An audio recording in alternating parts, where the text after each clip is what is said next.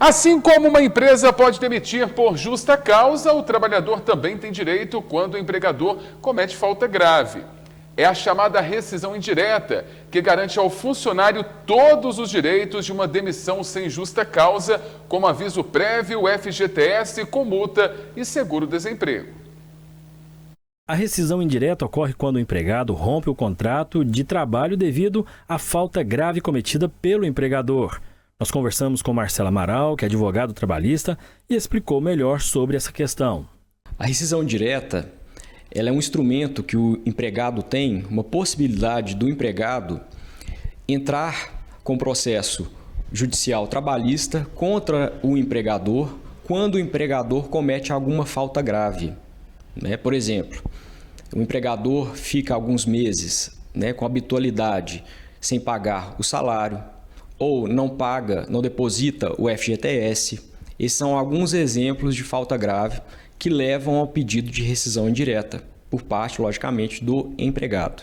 Ele destacou ainda quais tipos da forma que seria uma rescisão indireta. A diferença da rescisão indireta para o pedido de demissão é que quando o funcionário, o empregado, ele pede demissão, ele perde algumas verbas trabalhistas, como, por exemplo, aviso prévio, multa de 40% do FGTS e, numa rescisão indireta, se o empregado obtiver sucesso nessa ação de rescisão indireta, nesse pedido de rescisão indireta, ele vai receber todas as verbas que ele teria direito se ele tivesse sido dispensado sem justa causa pelo empregador.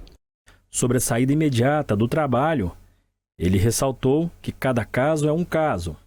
Essa questão de se precisa ou não sair do trabalho imediatamente, quando ele entra com a ação, quando ele pede a rescisão indireta, ela varia de caso a caso. O ideal nessa questão é ele procurar um advogado, para que o advogado dê a orientação correta para cada caso, porque cada caso ele é diferente de outro. Então, o ideal é procurar orientação jurídica com o advogado para que ele tenha a melhor opção. O advogado reforçou ainda que apenas um mês de salário atrasado não é motivo para uma rescisão indireta. O atraso de apenas um mês, ele não justifica a rescisão indireta, na maioria das vezes. O que justifica a rescisão indireta em caso de atrasos salariais são atrasos habituais, Aí, em torno de 2 a 3 meses, vai depender da situação. Já assédio moral e sexual, aí é outra história. O assédio moral e o assédio sexual, ele pode sim fundamentar o pedido de rescisão indireta, considerando que o pedido de rescisão indireta, ele se baseia em uma falta grave cometida pelo empregador ao empregado.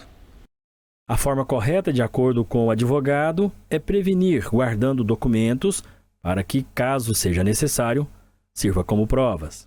O trabalhador, funcionário, empregado, ele deve juntar como prova testemunhas, ele deve levar essas testemunhas à audiência, que presenciaram essa falta grave, se for o caso. Comprovantes de pagamentos, se os pagamentos salariais não forem feitos ou forem feitos com atraso, extratos de FGTS demonstrando que o FGTS não foi pago, não foi depositado em tempo, em atraso ou às vezes nem foi depositado. Então, todas essas documentações e testemunhas são meios de prova para o empregado comprovar essa falta grave. Marcelo destacou sobre o prazo do processo. Olha, essa questão de prazo do processo, de tempo do processo, ela varia muito, de acordo com a vara do trabalho que esse processo vai tramitar. Não tem um prazo estipulado. Geralmente, os processos trabalhistas, as ações trabalhistas, elas são mais rápidas do que uma ação normal, uma ação civil, etc. Então, prazo nós não podemos falar porque depende de juiz para juiz, depende de vara para vara do trabalho.